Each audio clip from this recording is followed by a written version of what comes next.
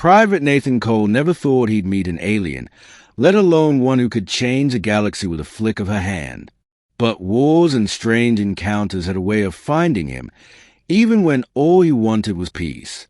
Beginning the encounter. Nathan had been stationed at Outpost Havelock, a remote, crumbling installation orbiting a forgotten mining world. The war between Earth and the Coalition had sputtered to a reluctant halt, leaving soldiers like him caught in the long silence afterward. Most nights, Nathan patrolled the outer corridors with nothing but the hum of the generators to keep him company. He wasn't a decorated hero or a strategist, just another soldier who'd survived the chaos by being steady, dependable, and quiet. But that night was different. The alarm tripped, a soft, urgent ping that warned of a breach in the docking ring.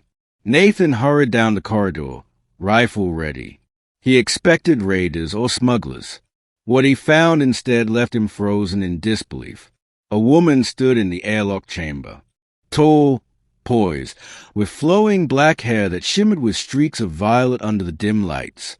Her eyes glowed faintly red, her skin pale as frost. She wore no armor, only a dark cloak clasped at her throat with a silver crescent emblem. She turned toward him, and he felt it immediately, a pressure in the air, like the silence before a storm. "Human," she said, her voice carrying both command and weariness. "I seek refuge." Nathan blinked. Right. Refuge. Sure. Who exactly are you?" Her gaze lingered on him, unreadable. "Names matter little here, but I am hunted, and if your outpost values its existence, you will grant me entry." Most soldiers would have raised an alarm, reported her instantly. Nathan, instead, did something that surprised even himself. He lowered his rifle, stepped forward, and extended his fist.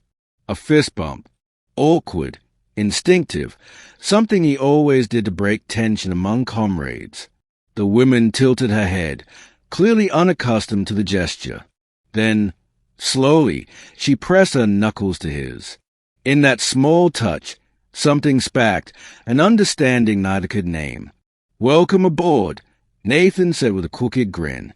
She allowed herself the faintest smile. Middle, shadows in the outpost.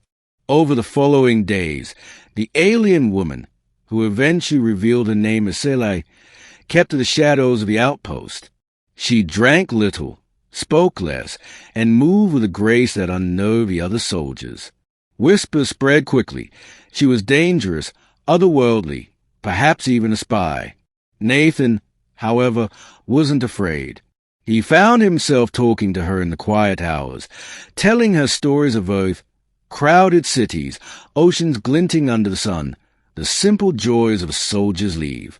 Selai listened intently, sometimes with wonder, sometimes with sorrow. One evening, as they sat in the observation deck overlooking the mining world, Nathan asked what he'd been holding back. "You're not just some traveler, are you?" Celera's crimson eyes glimmered. For the first time, she didn't deflect. "I am Noctri. You call my kind vampires. Our empire once spanned hundreds of systems, but it collapsed in fire and betrayal. I am the last of the bloodline." She hesitated, then added quietly, "And I have been chosen to rule what remains." Nathan stared. "Wait, you're saying you're an empress?" "Not yet. The coronation is unrecognized. My rivals seek my death before I can claim the throne, which is why I hide, even here." Nathan leaned back, whistling low. He'd fist-bumped a Galactic Empress without knowing it, and yet, looking at her, wounded, exiled, weary, he didn't feel intimidated. Instead, he felt protective. "You're safe here," he said simply. Selai tilted her head. "You speak as though safety is something you can promise."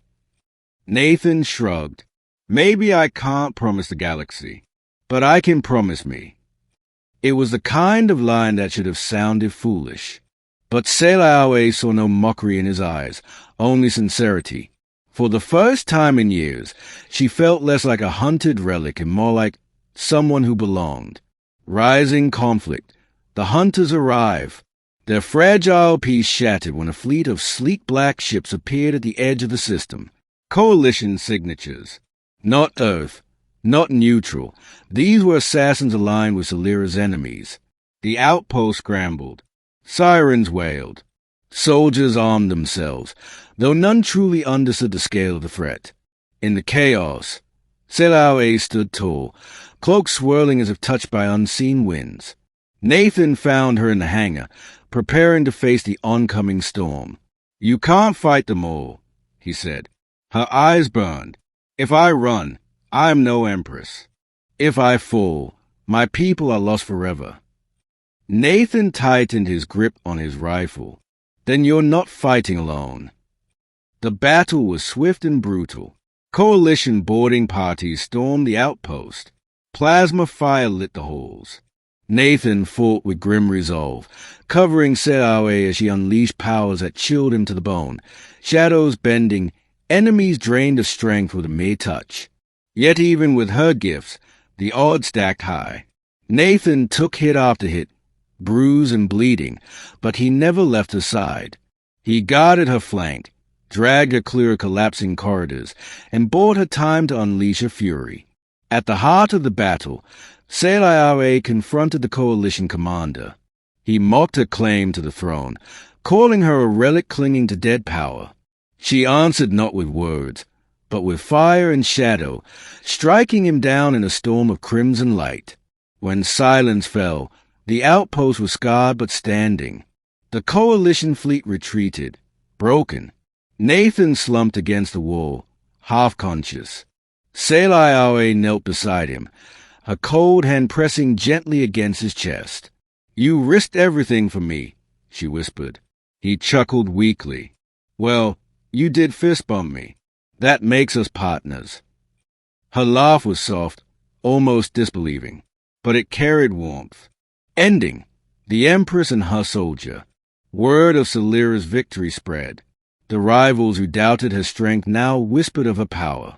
The coronation proceeded in secret, then in defiance of her enemies.